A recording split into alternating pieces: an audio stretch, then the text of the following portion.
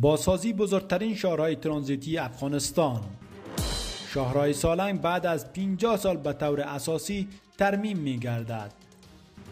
این شاهراه شاهرگ اقتصادی افغانستان است که 9 ولایت و 4 بندر تجارتی را به مرکز افغانستان و جنوب افغانستان وصل می کند. این شاهراه از کدام بودجه ساخته می شود؟ برای چه مدتی بر روی مسافرین و موترهای تیزرفتار مسدود می باشد؟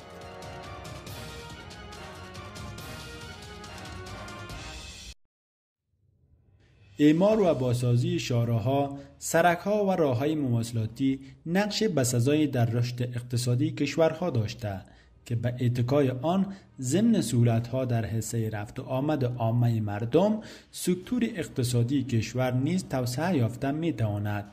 بر اساس این دیدگاه، امارت اسلامی در کنار برااندازی و تطبیق پلان‌ها در عرصه‌های مختلف زیربنایی، بازسازی و اعمار شاهراه‌ها و سرک‌ها را جهت تسهیل پیشرفت برای ترانزیت اقلام تجارتی و رفت آمد شهروندان در اولویت‌های خود قرار داده است. ارائه خدمات اثرگذار و معیاری ترانسپورتی، تقویت ارتباط ترانسپورتی با کشورهای همسایه و منطقه و انکشاف زیربناهای ترانسپورتی در صدر برنامه‌های امارت اسلامی قرار دارد که در این ارتباط عملاً کار بازسازی شاهراه‌های بزرگ مانند شاهراه سالنگ کابل و سرک کابل قندهار و سرک هرات غور، علاوه از بازسازی و ترمیم سرک‌های شهرهای بزرگ، گسترش سرک‌ها از مرکز و ولایات به ولسوالی‌ها و نقاط دوردست ادامه دارد. تونل سالنگ در ارتفاع 3950 متری از سطح آب و در موقعیت مرکزی کوههای پربرف هندوکش قرار دارد. طول این تونل 2.7 کیلومتر می باشد. کار ساخت این تونل در سال 1337 آغاز و پس از 6 سال در سال 1343 خورشیدی اختتام یافت. این پروژه در زمان صدارت داود خان آغاز گردید.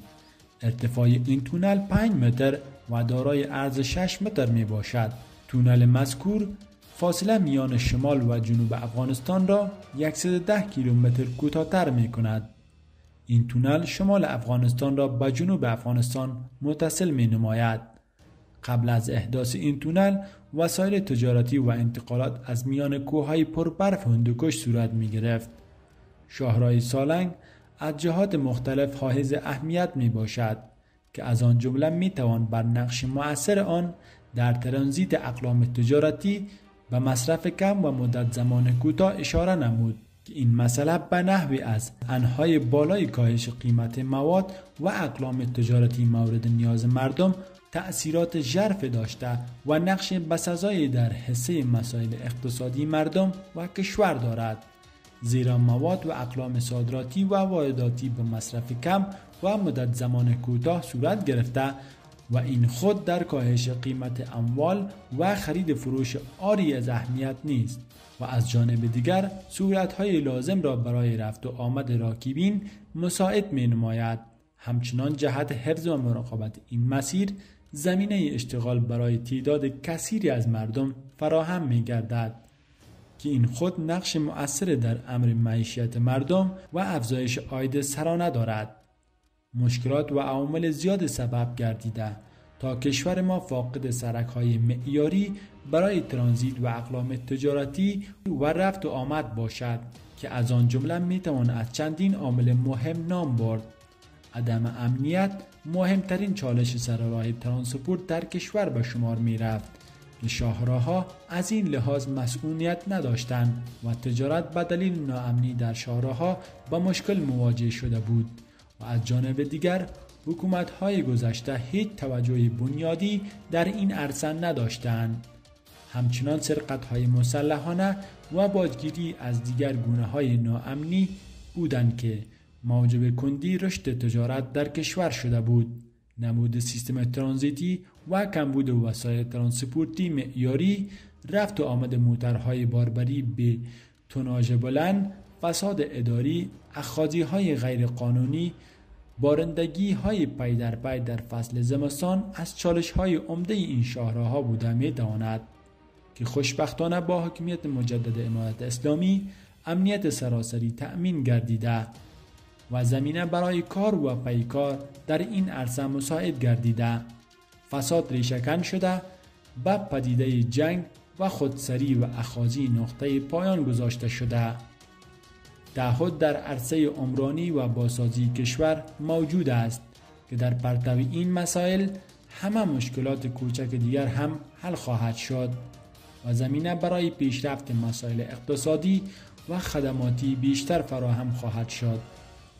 تردید نیست که امارت اسلامی با گزینش سیاسی اقتصادی محور خود خواستار آن است تا خدمات ارزنده‌ای را در همه بخش‌ها به هدف عمران و بازسازی زیربناهای کشور از این طریق در نهایت به بالندگی و خودکفایی کشور و زندگی مرفه اتباع کشور انجام دهد.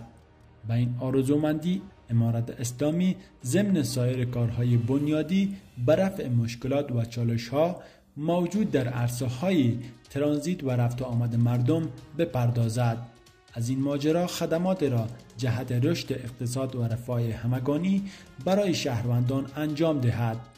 و این اساس امارت اسلامی افغانستان بازسازی سرک‌ها و شاهراه‌ها را در اولویت برنامه‌های کاری خود قرار داده. اینکه کار و بازسازی و ترمیم اساسی این شاهراه‌ها آغاز گردیده.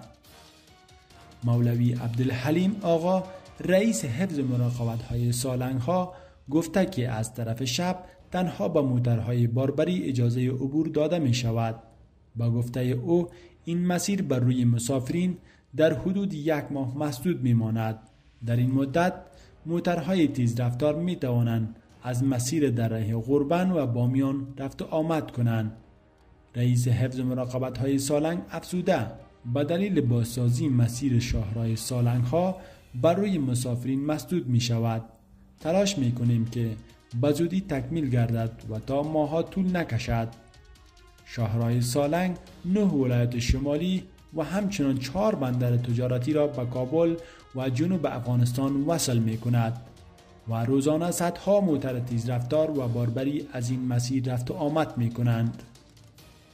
با مسدود شدن مسیر سالنگ مشکلات زیاد برای مردم ایجاد خواهد شد. مسافرین می گویند که جاده های غربن و بامیان خراب و راه بسیار طولانی می باشد. عبدالغنی برادر معاون اقتصادی ریاست الوزرای امارت اسلامی بازسازی حدود 80 کیلومتر این سرک را افتتاح کرد و گفت که هزینه این پروژه از طریق محصول طول پلازا تأمین می گردد. رئیس حفظ مراقبت‌های سالنگ می گوید که طول پلازا به معنی حق العبور از سالنگ ها می باشد که از مسافرین و رانندگان اخذ می گردد، اما تاکنون مبلغ حق العبور مشخص نشده است و کار به شدت برای بازسازی و ترمیم این شاهراه بزرگ افغانستان که شاهرگ اقتصادی افغانستان محسوب می شود جریان دارد.